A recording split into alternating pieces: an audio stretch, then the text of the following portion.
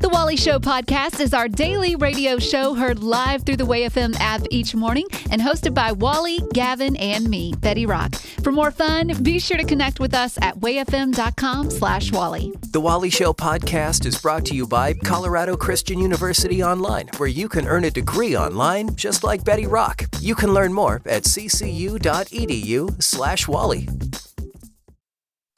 It's easy for us to be quick to judge, so let's find the good. What we need to do now is get focused and stop pointing fingers. You're a problem. You're a real problem. It's News-ish on The Wally Show.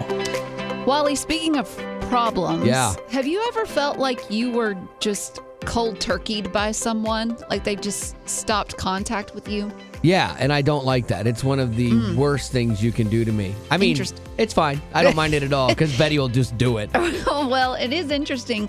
I found this whole thing online about it. So it turns out that most of us, we do avoidance over talking it through. If we have a problem with someone, we'd rather just avoid it than talk through it. Mainly just because there is immediate sense of relief when you cut someone out or you feel like you have some control back, which I totally get. Mainly the main reason is why we do no contact with people is because there is a lack of respect or there's too much negativity. Yeah, the problem with it is if you don't deal with it, it's always there. It'll be in your mind. And a lot of times it's in your mind and the other person doesn't even realize, right. And then all it does is eat you alive until you actually deal with it, until you actually, say something. Because the minute you see him, if you leave it out there, the minute you see him, everything comes rushing back. I used to have a partner that I worked with in radio, and he and I at the end ended very badly. I couldn't see a car that was even like his without it bringing back all this stuff. We've since put it all to bed and we're good now, but I get it. We had to deal with it. Yeah. A lot of people pull this no contact trick by blocking someone on social media, removing them from a group chat. And typically Gen Zers, the younger generation, they're really good at this with this no contact rule. So the thing is, though, if you tend to do this no contact, the result is harder to sustain meaningful connections because once things get hard, you're out. Yeah. Or the deepening of that loneliness feeling inside of you. The no contact is the easy way out. 100%. Because if you just shun somebody, basically, okay, you're fine, but then again, you haven't dealt with it. And so, to me, the harder thing is to deal with it. Now, there are some people that you don't need to have contact with in your life. Crazy narcissists that just deplete you. You don't have to have contact with them, but it's probably a good idea for you to say your piece and then block them. Right. Well, in the past, when it came to no contact, typically this was the last resort. And it usually was with someone who constantly kept disrespecting you and not respecting your boundaries, things like that. And this was your last go-to thing. But now it's the first thing that we do when there is just one little bump in the road. Path of least resistance, man. Right. So if you're seeing this pattern in yourself and you want to change it a bit, you can prioritize communication with this person. You can set healthy boundaries and stay engaged even when it gets uncomfortable, because eventually you know that if you can make it through this, you'll have a better, more healthy relationship. Here's one rule I always told my daughter about relationships and when it gets uncomfortable. I've always told her it's only awkward if you let it be, because you can lean into any situation and choose to not let it be awkward.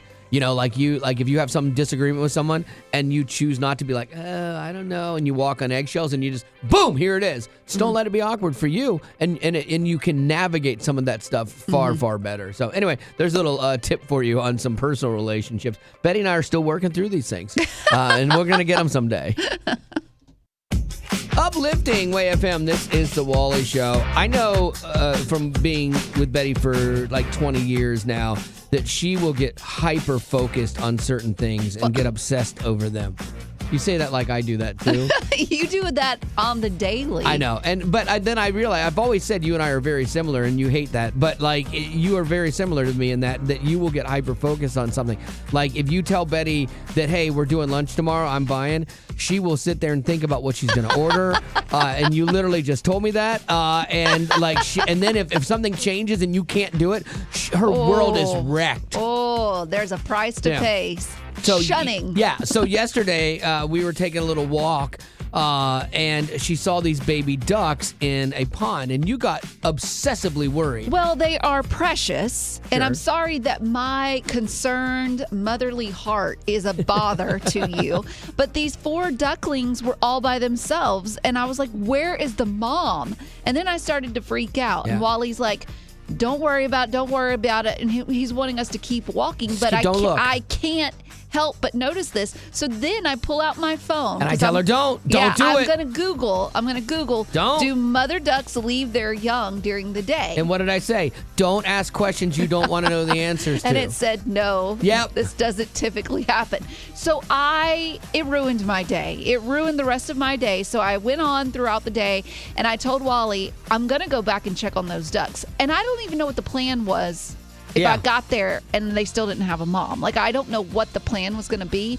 But thank you to God and God alone, because when I got there, I found the mom and the dad, and the babies were just fine. I felt so bad for you. Whew. I hired 2 duck actors. Don't and had them say sent that. over there. Don't because say I didn't that. want you to be like No, ruined. That's their parents. So They're they left. Okay. Stop it. They got paid SAG rates, so they're good.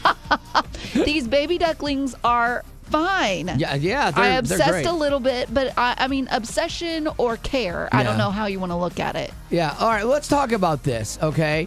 What is that odd thing that you obsess over? Sometimes for Betty, it's even inanimate objects, like a cereal box. It's the last one on the shelf that she wonders if it's ever going to get taken. It's a problem. Yeah, I mean, there's things like that. Like, so what are those things that you find yourself being super obsessive over? 855-33-WAY-FM. It might make me understand Betty a little bit more because I don't get it really. So 855. You don't care about a little helpless duckling? I was able to walk on, man. 855-33-WAY-FM because it's nature. I figured they were Stop fine. it. I And don't they wanna were talk fine. about it. 855-33-WAY-FM. We'll take yours now. What is that thing that you find yourself obsessing over? I'll be honest, it might not be too funny, but I always tend to obsess over what people think about me. I don't think you're alone in this. No. I know, speaking from experience, I can get obsessive about it as well, and I don't even realize I'm doing it. Well, like for me, I get obsessed in like the drive-through lane. Like when the things are going slow, I worry that the person behind me is mad at me, like I've made some crazy order or I'm not prepared. So I hold my money out the window so they see that I'm waiting. I'm ready to go and I'm ready to do this. So I'm literally obsessed about what that person thinks of me for some reason. And I don't even know why. The thing is, I always say, I don't care what people think about me. People that say that usually care the most about what people think about them. But you know what? We're the odd ones. Wally is the sane one because he's the one that keeps pointing fingers. Is there something that you obsess over? Yes, sir. When my T-shirts come out of the laundry, and some I like more than others, but I have to line them up on the hanger in order, and then I have to wear them in order so that every T-shirt gets a turn. Because, it's not fair to the T-shirt that to get left out. So after I wear it, it comes out of the washer, it goes to the back of the line. That's funny. So, Betty Lou obsesses over things like this. She doesn't want inanimate objects to feel left out or lonely. Do you understand this? I do to some degree. I don't do this with my shirts, but I definitely do this. I have 2 stuffed animals on my bed, and there's some days where I don't really feel like cuddling both, but I have to because then the other one's going to feel left out. Man. So Oh, Thomas, I wish you were single. You two would be perfect for each other. we would be an OCD dream. We're trying to see if she's alone. Betty, you're not alone.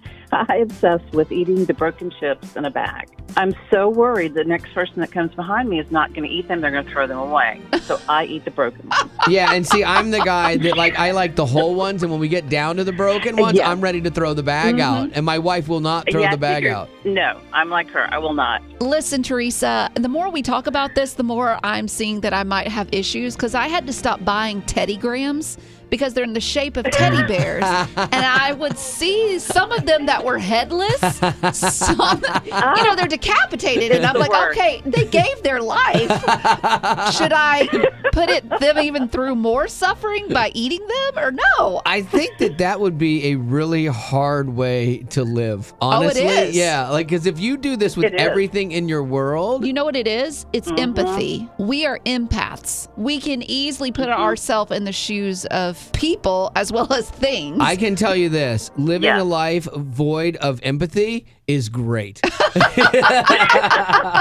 why I listen to you every morning.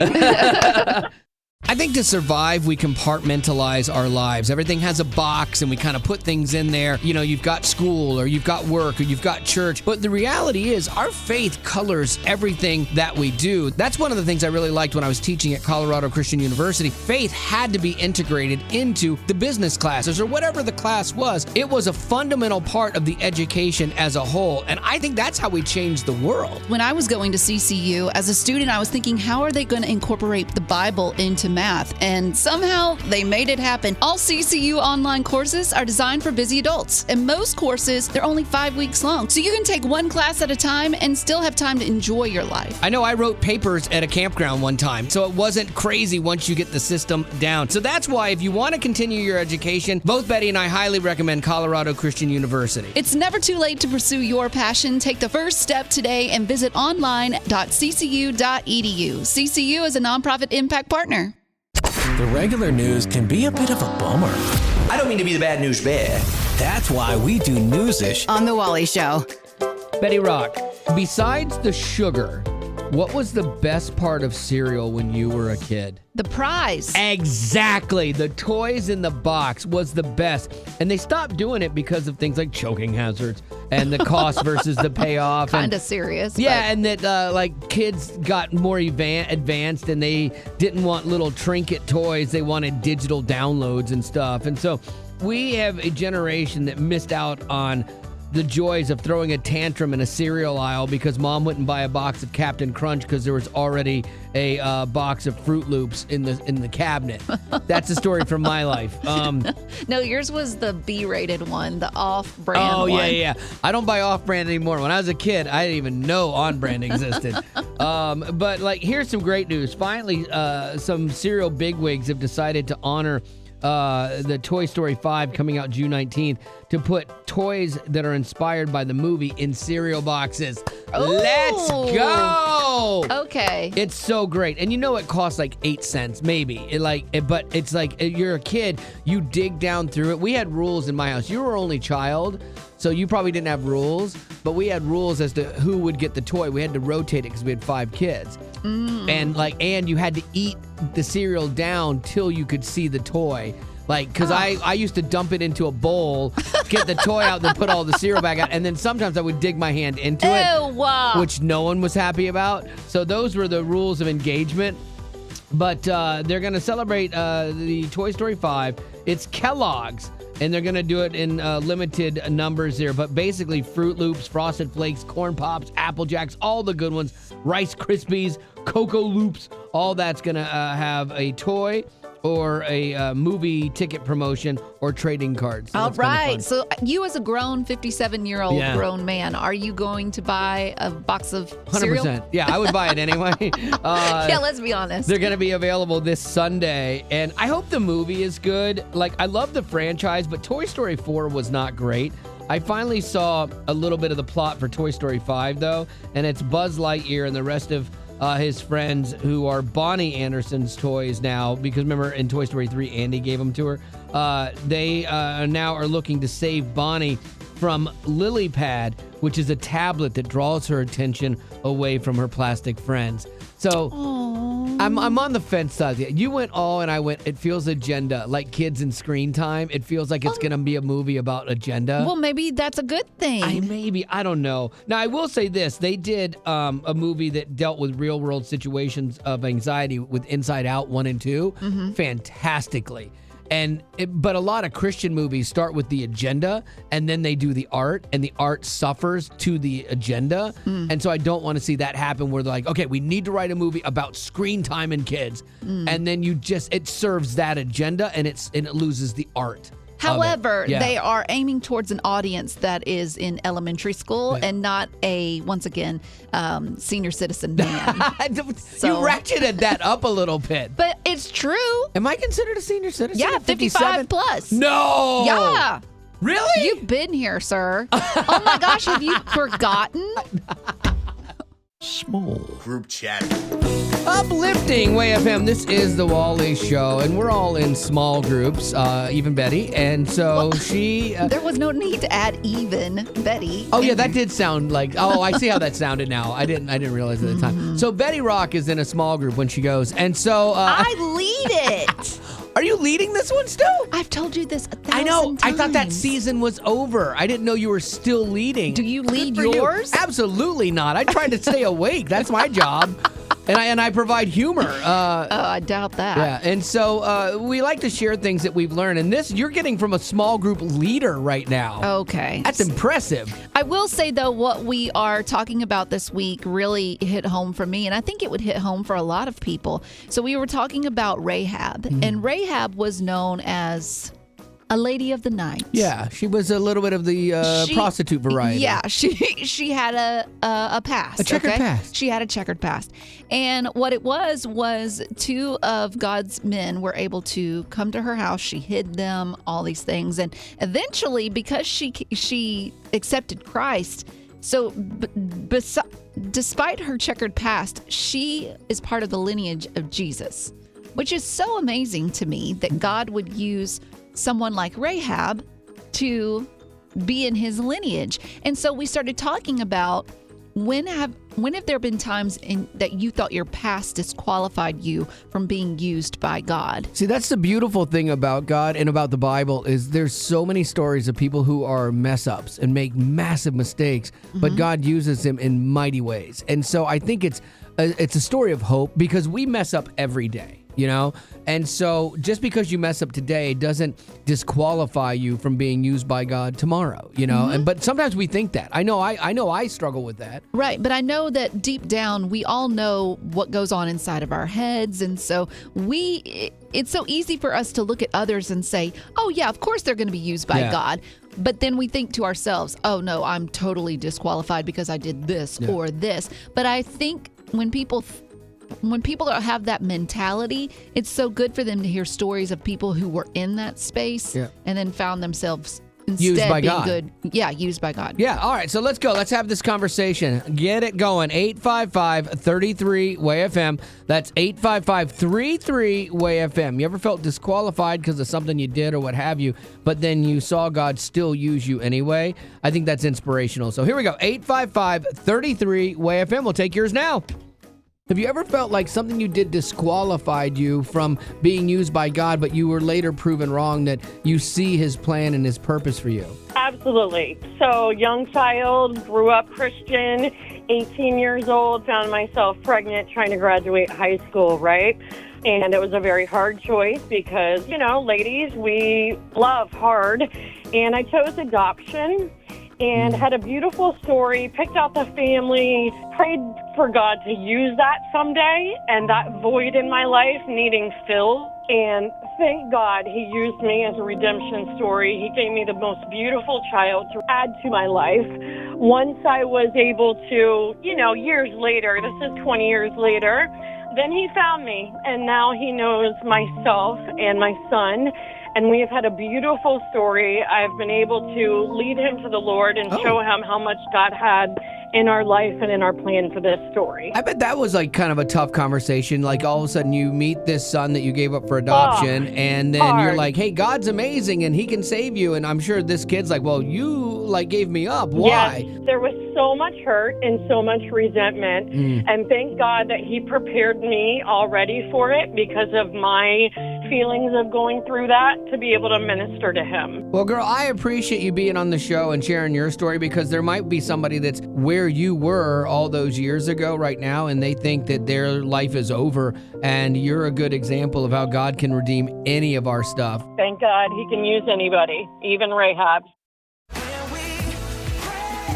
Uplifting Way FM. This is the Wally Show, and we have a little thing called the prayer wall, where if you are not in a small group, maybe where you do prayer requests and you have people praying for you, maybe that's not your vibe, or you just haven't found one yet.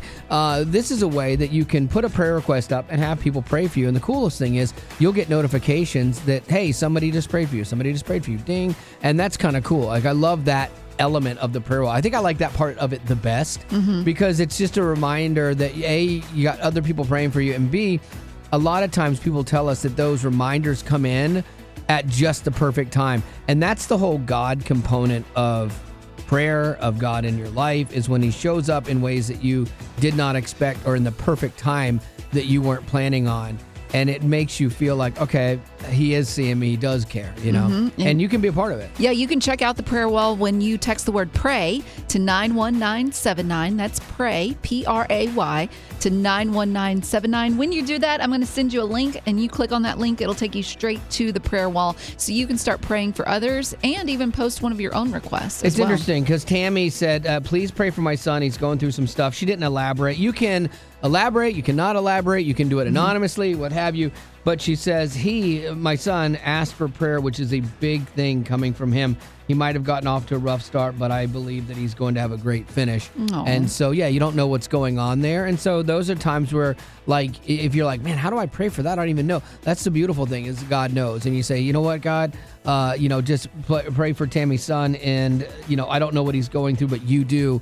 And put the people in his life that need to be there, that can help guide him through this. And also give, like, his mom, Tammy, strength and peace while he's walking through the stuff and that she can't control, and to trust in you. So there you go. That's all you have to do. Look at you. Man, you're killing it. Yeah, thank you. You just got prayed for. So that's how you do it. If you want to get involved on either side, asking for prayer or praying for people, just text the word pray to 91979 and we'll send you that link. Uplifting Way FM. This is the Wally Show. And you know how, like, when you're at work, your company looks for ways to help you reach your goals. I mean, that's what you want to do. You want to grow. You want to meet those goals. And the People's Challenge is a lot like that. We are kicking off support drive here in a couple weeks, but prior to that, we're hoping to get a bunch of people involved to set us up for our first challenge. What a challenge is, normally it's like one person that puts up a big chunk of money and says, hey, this is what we're going to give to the ministry. We believe in it, and we want to challenge you to do the same thing right now. And so all of a sudden, we have the potential to double their gift. So like if it's a $20,000 gift, if when we do the challenge, people respond, all of a sudden that 20 turns into 40, and it's a huge shot in the arm and a great way to kick off support drive. And so that's what we're doing right now. We are building. You are here in the very beginning stages of this, helping us build our People's Challenge.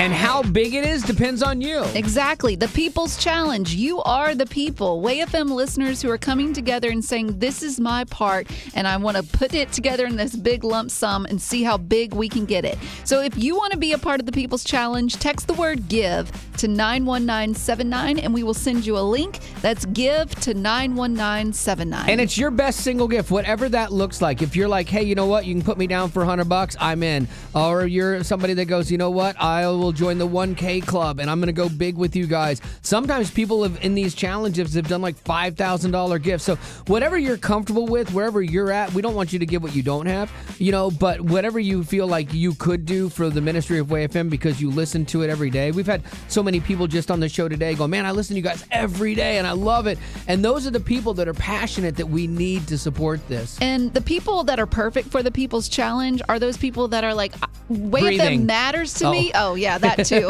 That have a bank account. No, that Way FM matters to me, and I want to make sure that I do my part, but I need to check it off the list type thing. So you want to get it done so you can move on with your day. You can play a part right now when you text the word GIVE to 91979 with your best single gift, whatever amount that is. And if I'm being honest, I love when the People's Challenge just catches fire and grows and gets huge. Like, to start off Support Drive with a $20,000 challenge would be huge. And you can play a role in that right now at whatever level, whether it's $100, $1,000, $10,000. It's totally up to you. Just thank you for what you do for Your Way FM and considering joining us on our People's Challenge. We have some really exciting news for you today. Shut up. It's News-ish on The Wally Show. All right, here's a little pro tip, and I bet it's something you have not heard of before, because I was shocked. As Betty says, my flabber was gasted. Experts are warning people to stop putting their delivery packages on kitchen tables. And I'm like, what? Why? What could that have any effect on anything? It's because cardboard is kind of porous, and it typically is considered a hotel for insects. And you can track anything into your house, from ants to beetles to even cockroaches, in your cardboard boxes. Yeah, see, and I've never thought about that. Like, how many times have you said, how do these bugs get in my house? You know, and you're like, where did they come from? It's probably one of your Amazon boxes. And if you're like me, you've got a closet full with them. I love keeping Amazon boxes because it's always like great sizes for remailing stuff or Christmas gifts. Or if you're moving. Yeah, they're great. I get it. I have a whole closet full of Amazon boxes. And now I've got a Roach Motel probably going on in there, you know? Ugh, makes me think twice, definitely. Yeah. Like, maybe I'll just keep my Amazon purchases outside of my door and not even bring them in. That's true, because you don't have the garage to worry about. Right. But yeah, put them in the hallway where you could share those bugs with your neighbor. It's a great idea. Like, I don't need my wife to hear this story because she'll get rid of every Amazon box we own. And I love them. There's something about them. They're just good boxes. You sound like a house cat. I know. I love Amazon boxes and like luggage. Those are things I just love, and I don't even know why. Weird. I guess I like boxes. I don't know. Put me in a box. I don't know. So what should you do? Well, they say open the packages somewhere clean. Or open the packages somewhere away from like where you eat and stuff. Break down the boxes quickly. Throw them in your recycles and get them away from where you eat. Or do what I'm going to do. Keep all those boxes in a closet where you can go and look at them and feel good about everything and just get a better exterminator. Ugh. Like, it's worth it. It's worth it to me to keep those boxes. I think I'm going to throw all mine out. Yeah, so there you go. There's a little tip for you today if you are kind of a bugophobe, I guess, and it wigs you out, or you've had them in your house. Now you know where they might be coming from. Uplifting Way FM. This is The Wally Show. And this was a weird story about technology, because technology is one of those things where it can either, I think, help you or hurt you. And sometimes I think there's a little gray area as to which it is. And I would say this is a perfect example of it. There's an older lady. She's in her 80s. And sadly, her only child passed away. Okay? Now, she doesn't know that because it's amazing. Her family doesn't think she can handle the news. So what they've done is, because he lived in a different state, and she would have monthly like Zoom calls with him on the computer, they have created an AI person. That's scary, by the way. Image to be him. And that has been going on for a while now. So this AI creation has the same mannerisms as her son. He talks the same way. I guess they put in there like all these videos and pictures of him, and they said the AI image even leans forward like her son used to do on their Zoom calls. That's crazy.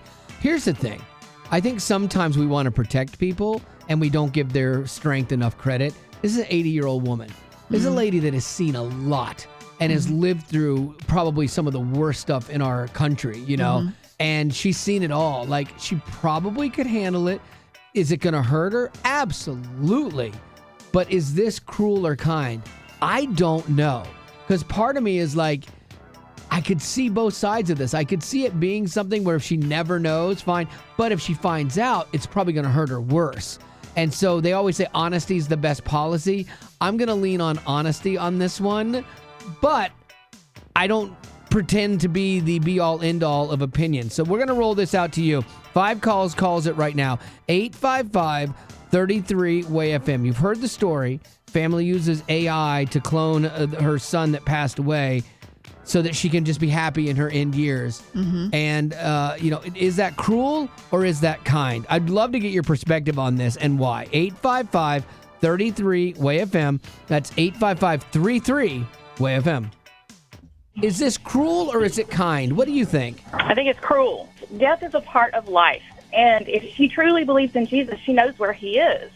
And I think it's just cruel to waste her grieving and then let it happen later. What if she dies and she never knows? That just seems very cruel to me. The part about dying and never knowing, I think, is actually the kind part. Like, she'd never know. Like, the part to me that would be cruel is finding out, like, that your family kept this going for 10 years. And so then you're like, would she feel betrayed or would she feel thankful that they loved her to try to protect her? Completely betrayed. Cheryl, welcome to 5 Calls Calls It. What do you think? Where do you land? Cruel or kind on this? I don't know if it's cruel or kind, but I just think it's wrong. There's this false sense of secure for her versus she just needs to go through that and grieve it. But then again, wouldn't you want your last years to be happy ones? Absolutely, but it's not real. We're not living in a time where things are real anymore. All right, Venetia, what do you think about this family that's trying to protect an 80-year-old mom who lost her only son, and they've created an AI character that is him for Zoom calls with her because they're trying to protect her? Is that cruel or kind? No, it's pretty cruel. I go and visit senior citizens very often, and they just want the truth. It is funny that we try to protect the senior citizens who are 80, but, like, they're boomers. They can handle things. If this were protecting a Gen Z, yeah, we bubble wrap them. I think you should do that. But, like, for a boomer, man, these people have been through it, and they are rough and tumble. You, like, tell them, hey, World War III is just broken out. They're like, nah, when's Jello time? Yeah. No, it's going to hurt her a lot, but it's the truth. All right, Carrie, you're our last call on 5 Calls Calls It. So far, cruel is outweighing kind. Where do you land on this? I land cruel as well. Yeah. My thinking is that if she got sick or something, and she, like, demanded to see him, like, come to my rescue, come see me, whatever, what are you going to do then? Oh, that's where you hire an actor and you do an AI mask, because you can make those and you make him look just like him. At this point, you're all in. You got to go all the way with this. Yeah, at that point, you definitely do. Well, girl, I appreciate your perspective on 5 Calls Calls It today. Thank you. Thanks. Have a good one. Uplifting Way FM. This is The Wally Show. And recently, I got to hear Steve Green from Hobby Lobby speak. And it's really cool, man, because they're a faith-based business and they're for-profit, but their faith and their convictions drive their decisions. Like, remember when the government was fining them $1 million a day because they didn't feel right about being forced to offer abortive care as part of their health care? And they're like, no, this doesn't line up with our beliefs. We're not going to do it. And it caused them to get flagged. They had to sue the federal government to protect that religious freedom. And they did it. And it cost them a bunch of money to do that. And a lot of times standing for your faith costs you something. Oh, yeah. And they weren't afraid to do it, which I like. But interesting how he compared their fight to Daniel. Like, Daniel was being forced to go against his convictions. He refused to bow. He refused to go against what God told him to do. And then he brought up how God works in these types of situations, and there's a couple ways. The situation can be averted where God intervenes and circumvents the problem, and that didn't happen for Daniel or Hobby Lobby. God delivers. He shows up and miraculously alters the situation and delivers you from the problem at hand. And initially, that didn't happen for Daniel or Hobby Lobby because, like, he wasn't spared the lion's den. He had to take that step. And I'm sure he was pushed a little, as I know I would have been. But finally, sometimes things have to be suffered. Sometimes God shows up in the suffering and a new story is written that gives God the glory. And you know Daniel's story in that he was faithful, but he had to go through something scary to get to the other side. And he didn't know that God was going to show up. Again, they push him in the lion's den. Here comes a lion at you. You're hoping and praying that God's going to show up, but doesn't always in that way. And so he had to go through that. And, he was hoping to be delivered, but he had to go through some of the mental suffering of watching that lion walk out into the den. But he still praised God in the middle of the drama. And Hobby Lobby was not delivered. Like, they had to face that legal battle, and it cost them lots of money to stand for their convictions. And it took time, but they were ultimately vindicated. But there's still, like, lawsuit stuff going. But having this perspective it might give you a little bit of hope in whatever situation you have going on right now. Know that God sees you. He's there in the lion's den with you in one of these ways, and miracles can happen when we trust God and we stand for him in the face of the trials that we're facing. I came here in a time machine that you invented. Great Scott! Now I need your help to get back in time. Uplifting Way FM, this is The Wally Show. It is Friday, which means we are in our time machine, and we have Eli with us. Eli, what do you like to do for fun when you're not working? Either I like to work on vehicles or ride my motorcycle. Oh, I am glad to hear that, because there's like a knock going on inside of the time machine right now. It's like, knock, knock, knock, knock, knock, knock.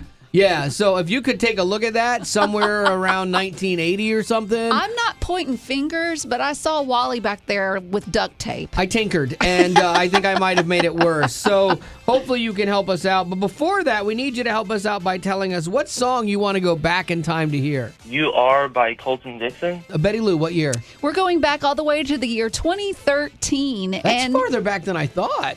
Yeah, it is, because I think we still play this on the air. But that was the year that during the Super Bowl, Beyonce was performing, and I guess she used up too much electricity, and the stadium blacked out for 34 minutes. She was like about to do her halftime show, and all of a sudden the electricity just went out. Wow. And everyone freaked out. That was just for her blow dryer. Well, why do you want to hear this song, Eli? I was 18, and I was going through a lot of depression and anxiety, and this is one of the songs that definitely got me through it when I had nobody there. It is crazy how music can do that for us. Like, it can be that thing that helps us get through something when we do feel alone and the words just resonate. Are you in a better headspace today than you were then? Oh, yeah, very much so. Was there a specific line in the song that really helped you? When he says, "You are the air I breathe, you are the hope I need," game changer. Why is it a game changer for you? Because in that time, like 2 days right before I turned 18, I was driving my truck and I didn't want to be here anymore, and that song right there helped me a lot. And I crashed my truck, but that song afterwards very helped me to know that there is a hope and there's a meaning to be here. Oh, wow. Well, dude, we're glad you're still here. And I'm sure you are now, too, when you see it differently than you saw it before. And so maybe this song will be the thing that is the air that somebody else needs in their life as well. So all the way back to 2013, it's You Are by Colton Dixon for Eli on Flashback Friday. Thank you. When I can't find the words to say how much it hurts, you are the healing in my heart. When all that I can see. Uplifting Way FM. All the celebrity stories you didn't know you needed, but now can't ignore. The Rock Report. With Betty Rock. Believe it or not, Spotify is celebrating its 20th birthday. Oh, wow. That is a lot. I know. So because of that, to celebrate, they listed out the most streamed artist, song, and podcast. Okay. So I want to go through them. I think, to me, it's no surprise. Most streamed artist, of course, is Taylor Swift. She's had a good run. Yeah. Most streamed song, Blinding Lights by The Weeknd. Nah, worst halftime Super Bowl show ever. And then a most streamed podcast was the Joe Rogan Experience. Oh, really? Okay. Yeah, I never listened to it. But anyways, okay, so that's the popular side of things. Sure. But let's go to the Christian side of things. They do that with Spotify? Yeah, Okay. I was interested to see, like, what is the most streamed Christian artist on Spotify? And my flabbers were gasted because it wasn't what I expected. It turns out it's actually Skillet. What? Not Chris Tomlin?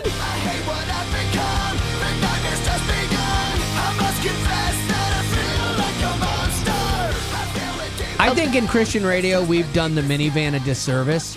We're like, you know what? The moms want to hear, Chris Tomlin and the easy light worship stuff. There are a lot of moms that want to have their faces still rocked off. Most streamed Christian song on Spotify? Skillet's Monster. There it is. Perfect. So here we go again. Then it was followed by something that I think is completely opposite of that. Coming in at a close second was Hillsong's Oceans. Oh, really? You know what?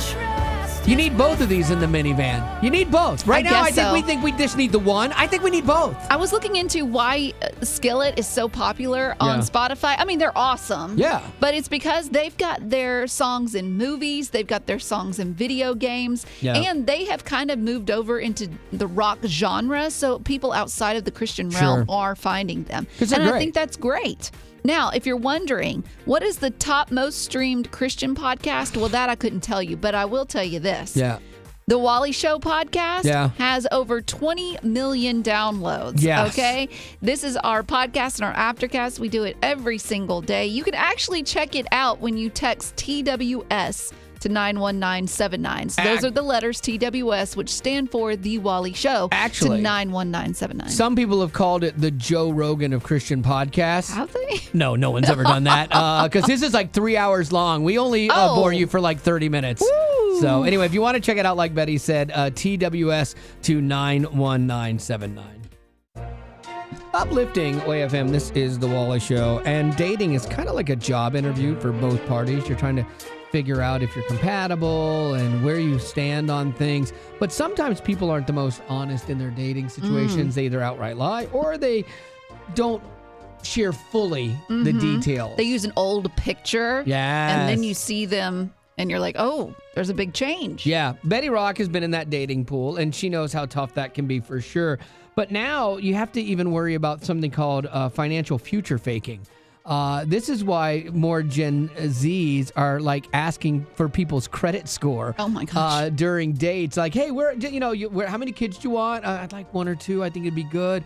Where would you like to live? Oh, I think North Carolina would be great. What about your credit score? Where are you at on that? I'm a solid 200. And then that's where you're like, wait, no, I don't. This is a person that cannot be financially stable. Or the faking part of it is like, oh my gosh, I'm gonna give you the world. We're gonna travel and we're gonna live in a nice house. We're gonna do all this stuff, and then you find out they have a 190 credit score and they're in crazy debt. And you married them. You're like, what just happened? Lies. Yeah, I'm serious, man. And so it's like those are the questions you maybe don't think to ask. When my daughter was dating her husband Spencer, I asked.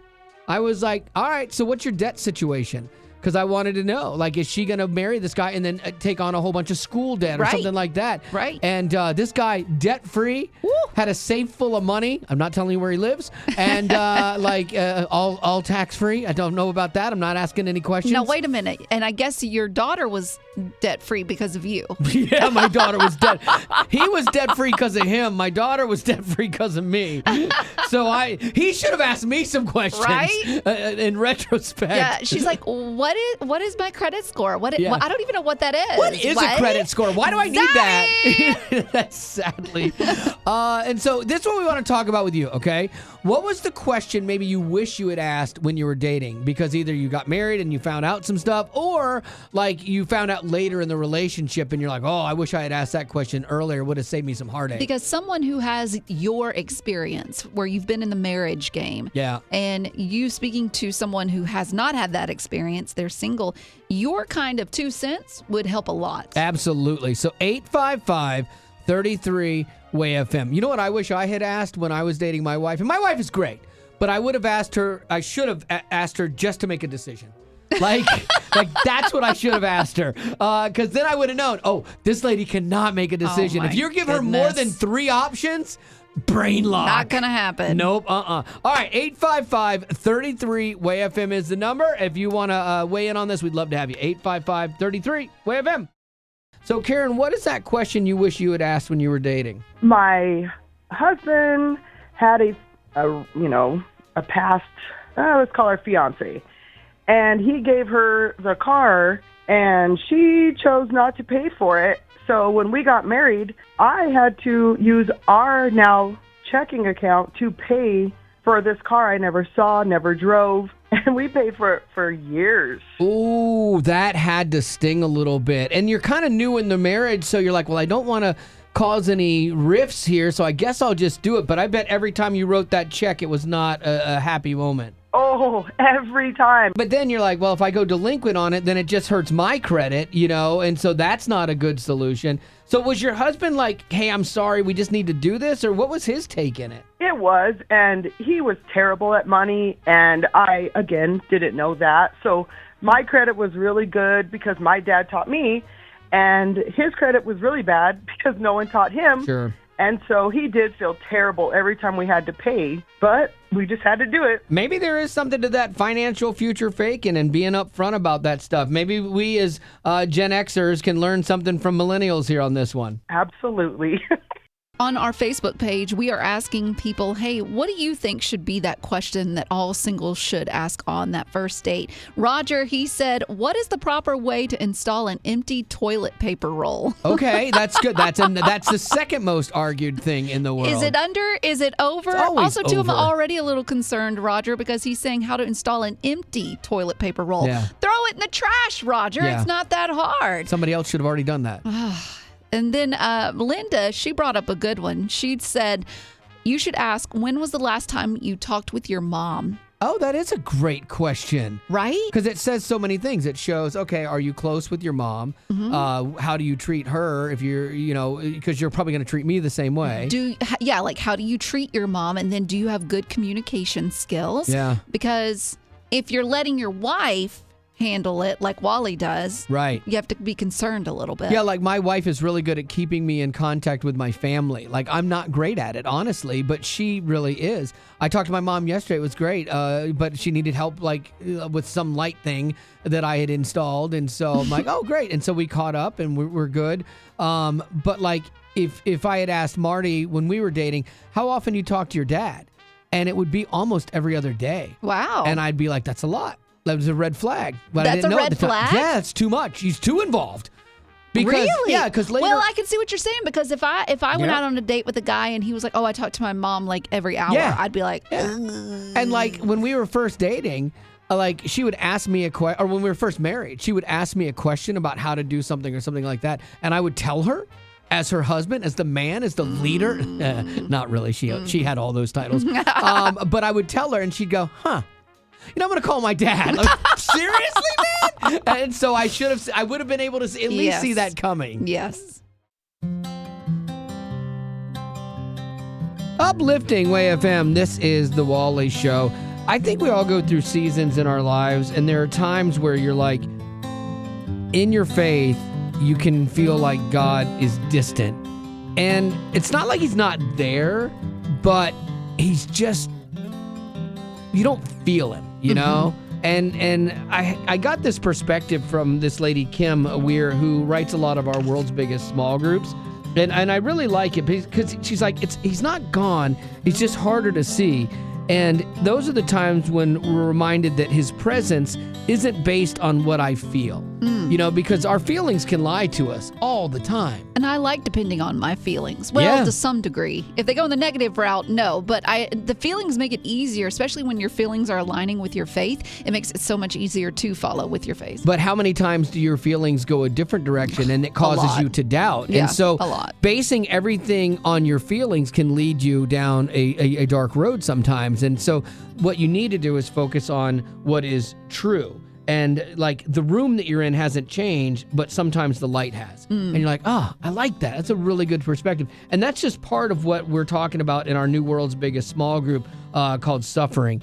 And it is an honest look at what life looks like when you're in times of difficulty and how God is there with you and how you can see him, find him, feel him, and get through that in the most healthy, constructive way possible. And so maybe you're down in it right now and you're like, oh my gosh, breath of fresh air, that's what I need. Or you know someone else that is, and you're like, I've tried everything to help them and I can't. Maybe this study could be for them. So text the word suffering to 91979. That's suffering to 91979. When you do that, I'll send you a link that will take you straight to this world's biggest small group so you can check it out for yourself. That's suffering to 91979. Well, that's the end, but it doesn't have to be. Check out our Aftercast. It's new stuff you didn't hear in the podcast. Be sure to rate us on iTunes as well as connect with us on social media. Just search Wally Show. And if you'd like to join our Facebook group made exclusively for you potties, the link is in the description of this podcast. Thanks to Colorado Christian University Online for supporting what we do.